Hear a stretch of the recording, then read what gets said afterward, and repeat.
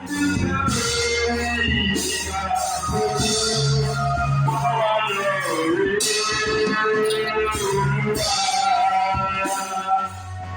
we give you praise. We appreciate the privilege. Thank you for the privilege and the courage of being in your presence this morning. We ask that you take over as we hand over to you. Glorify your name. Make your presence as never before known in this arena. Glorify yourself. And my lips of clay anoint our ears. Let your word profit us something as we mix with faith in our hearing. We come against anything want to come against your purpose and plan for us in the remaining days of 2021.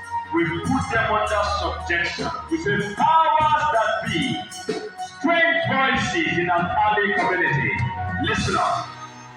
In Jesus' precious name. Put your hands together to the Lord Jesus.